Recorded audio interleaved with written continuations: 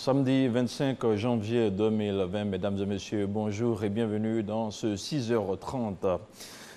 Une mission d'évaluation des experts de l'Union postale universelle est à Abidjan. Elle a été reçue par le vice-président de la République, Daniel Kablan-Duncan. En toile de fond, il s'agit pour elle de s'imprégner de l'état d'avancement des préparatifs du 27e congrès de l'UPU qui se tiendra à Abidjan du 10 au 28 août prochain. Parlons à présent de ce séminaire bilan organisé à Yamoussoukro par la Direction générale des impôts. La rencontre qui réunit au début de chaque année l'ensemble des membres du comité de direction élargi a été présidée par le ministre chargé du budget et du portefeuille de l'État. Pour l'exercice écoulé, ce sont plus de 2300 milliards de francs CFA qui ont été collectés par la Direction générale des impôts. On fait le point avec Jean-Luc Mangbo. La Direction générale des impôts face au défi de l'émergence. Un thème qui rappelle le rôle que doit jouer cette régie financière dans la construction de l'économie ivoirienne. Un rôle pleinement assumé en 2019 avec plus de 2300 milliards de francs CFA collectés. Un résultat en hausse de 7,3% par rapport à l'exercice précédent. La DGI avait alors collecté 2149 milliards de francs CFA. Il y a des outils qui ne sont pas bien connus, qui vont être déployés et nous permettent donc de monter en puissance au niveau donc de l'élargissement de l'assiette fiscale. Nous sommes en pleine réorganisation de nos services, de nos structures, en réorientant les missions de certaines de nos directions. Tout cela, l'un mis dans l'autre, devrait nous permettre d'améliorer nos performances au cours de cette année 2020. Les fers de lance de cette progression sont, entre autres, la taxe sur la valeur ajoutée TVA qui a enregistré un gain de 44 milliards de francs CFA, les impôts sur le traitement de salaire, les droits d'enregistrement café-cacao. Des résultats également obtenus grâce à l'appui de la tutelle. Ce sont des résultats qui sont en progression. Je crois que c'est une excellente chose. Il faut saluer en tout cas l'ensemble des équipes. Mais bien évidemment, dans un pays comme la Côte d'Ivoire, qui est en forte croissance et qui a des besoins qui vont crescendo, il faut travailler à ce que ces résultats s'améliorent, donc faire en sorte donc, que nous ayons davantage de ressources pour pouvoir améliorer les conditions de vie de nos concitoyens.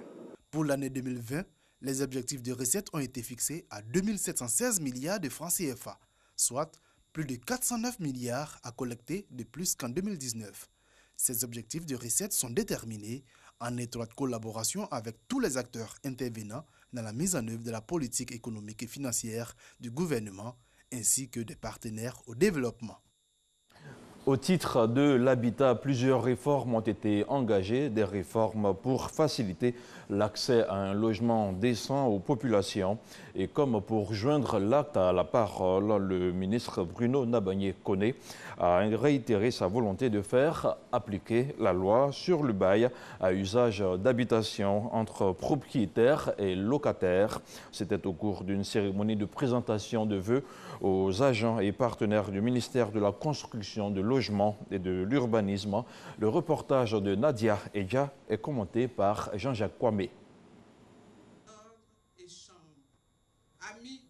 S'il y a une loi à vulgariser à l'orée de cette année 2020 pour le ministre de la Construction, du Logement et de l'Urbanisme Bruno Koné-Labané, c'est bien celle portant sur la réglementation du cadre de collaboration entre bailleurs et locataires.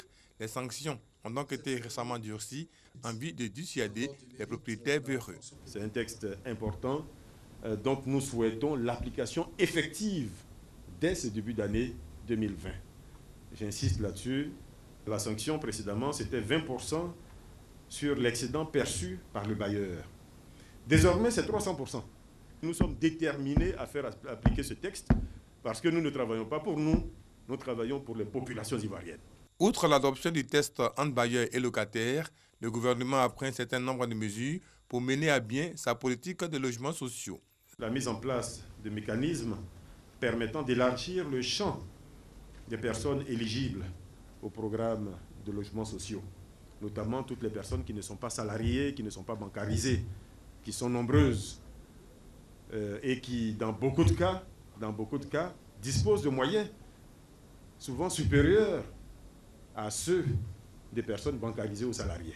Les ambitions à concrétiser en 4 points, à savoir l'assainissement et la modernisation du foncier urbain, la mise en œuvre de réformes et projets de construction, l'amélioration de l'offre de logements sociaux et le renforcement du cadre de gouvernance des activités de ce département ministériel. Ouvrons à présent une lucarne sur les structures de base de prise en charge et de la protection de l'enfance. Elles jouent un rôle capital dans l'éducation et le développement de ces personnes vulnérables, des structures qui existent bel et bien, mais qui restent moins connues du grand public et de la population ivoirienne. C'est une immersion signée Théodore Zouzou, Franck Quadio.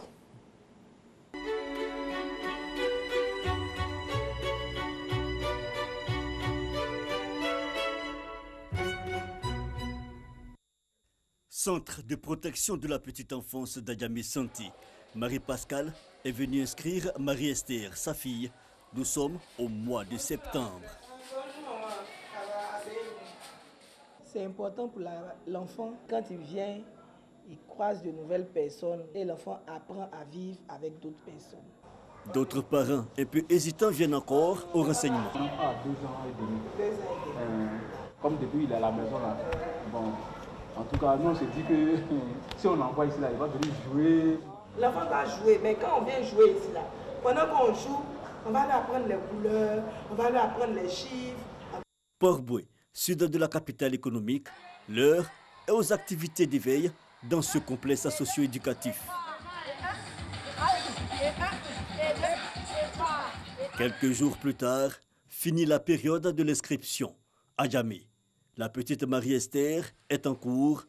Elle s'exerce au dessin libre, traduisant sa compréhension de l'activité langage à causerie sur les bonnes habitudes.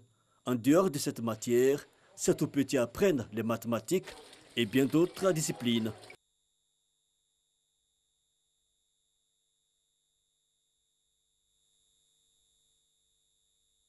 Ces approches d'apprentissage sont essentiellement vues à travers des activités ludiques, c'est-à-dire il faut donner droit à l'enfant de pouvoir s'amuser, de pouvoir développer ses sens. Envoyer leurs enfants au préscolaire, pas nécessaire selon certains parents. Et il y a ceux qui évoquent le coût élevé du préscolaire. Quand on met les enfants là-bas, ils apprennent pratiquement rien. Vous avez aujourd'hui des maternelles en Côte d'Ivoire qu'il faut payer près de 300 000, ce qui est vraiment anormal. Qu'est-ce qu'on apprend à un enfant de 3 ans, 4 ans, et puis tu dois payer 300 000.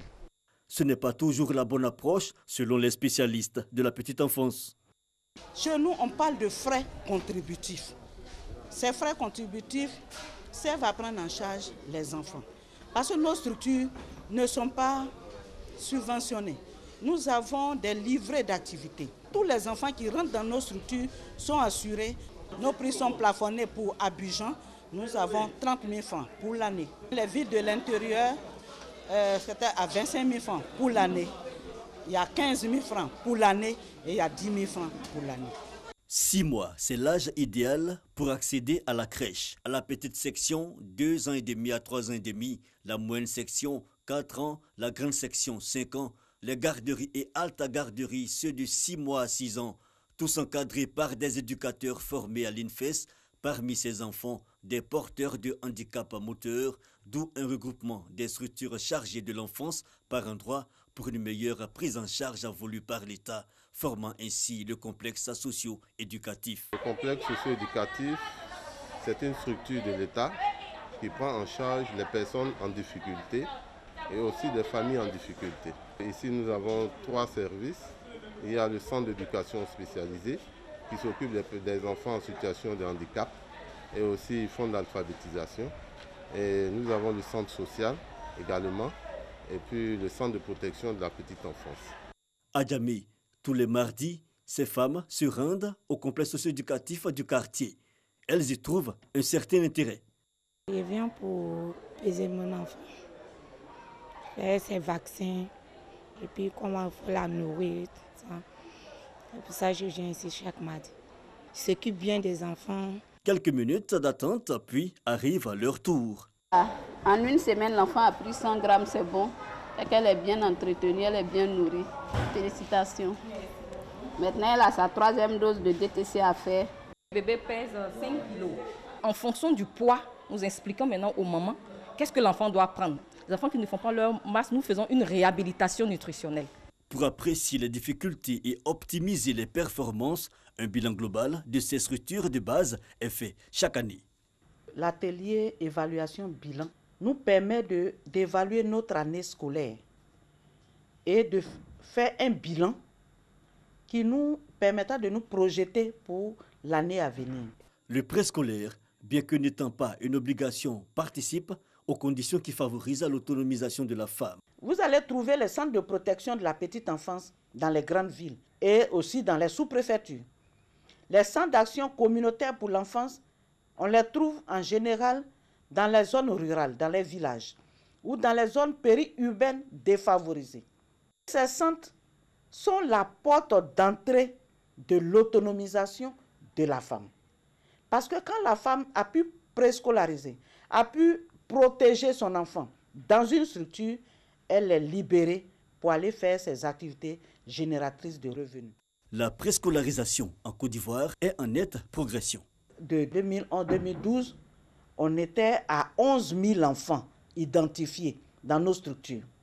Aujourd'hui, nous sommes à 18 531 enfants, dont 50,42% de filles et moins de 50% de garçons.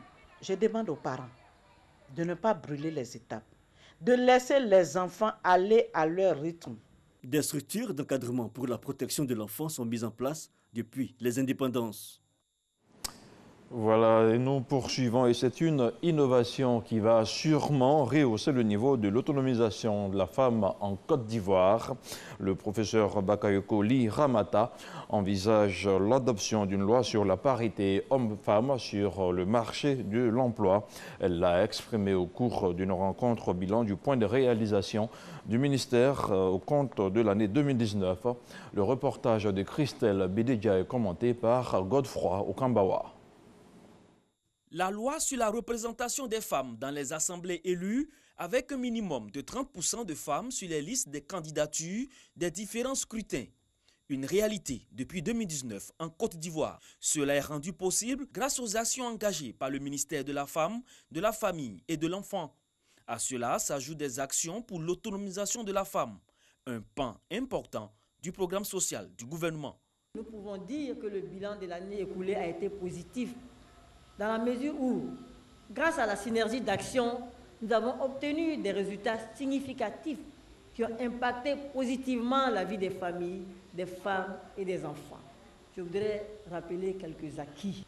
La formation de 22 000 femmes et jeunes filles en alphabétisation, compétences de vie, couture et pâtisserie. La resocialisation et la réinsertion de 500 enfants vulnérables. La prise en charge de 150 000 orphelins et enfants rendus vulnérables du fait du VIH-Sida. Des réalisations certes, mais des difficultés demeurent. Occasion pour le personnel de formuler des doléances et de présenter les perspectives pour 2020. Dans l'exercice de nos tâches, nous rencontrons quelques difficultés. C'est pourquoi je voudrais bien vouloir, au nom de tous, vous soumettre quelques-unes. Au niveau des équipements, nous souhaiterons le renouvellement des mobiliers de bureaux. Au niveau des bâtiments, la réhabilitation de certains bâtiments dont l'état de dégradation impacte négativement sur la santé des agents. Au niveau de la mobilité des directeurs centraux et régionaux, un véhicule de fonction leur sera utile pour leur mission sur le terrain. Nous devrons, pour 2020, au niveau de la gouvernance, faire adopter le décret fixant les normes et standards applicables aux établissements de protection et de remplacement de l'enfant. Au niveau de la promotion du genre et de la valorisation des compétences, faire adopter la loi sur la promotion de la parité entre les hommes et les femmes sur le marché de l'emploi, aussi bien au niveau des administrations publiques que privées. Au niveau de l'épanouissement des citoyens dans le cadre de la famille, il va falloir former 200 familles en compétences familiales. Au niveau de la protection et de la promotion des droits de l'enfant, il va falloir prendre en charge 700 enfants en rupture sociale, à socialiser, à rescolariser ou encore à mettre en apprentissage. également prendre en charge les enfants victimes de maltraitance. Au cours de la cérémonie, les agents ont présenté leurs vœux de bonheur à la tutelle à travers des échanges de cadeaux. Comme pour dire que l'année 2020 s'annonce sous de meilleurs auspices pour le ministère de la Femme, de la Famille et de l'Enfant. Dans l'actualité internationale au Cameroun, la campagne pour les élections législatives et municipales du 9 février prochain s'ouvre ce samedi 25 janvier. Plusieurs partis avaient plaidé pour un nouveau report de ce scrutin en raison du conflit qui sévit toujours en zone anglophone et de la crise politique née de la présidentielle contestée de 2018. Des arguments infondés selon le pouvoir qui a décidé de maintenir la date du 9 février. Une partie de l'opposition appelle au boycott. Et puis, hors du continent, en Chine, 450 médecins et autres personnels médicaux de l'Armée populaire de libération sont arrivés par avion à Wuhan. Ils vont participer à la lutte contre le nouveau coronavirus. Certains d'entre eux ont l'expérience de la lutte contre le virus Ebola et le SRAS, un virus similaire au coronavirus qui a contaminé depuis décembre dernier plus d'1 millier de personnes et fait 41 morts dans toute la Chine, tandis que le nombre de personnes contaminées a bondi à près de 1300. Et voilà qui referme ce point d'information sur RTI 1. Merci à vous tous qui l'avez suivi. Vous retrouverez justement ce journal sur le www.rti.ci. À 13h, retrouvez Hamza Diaby.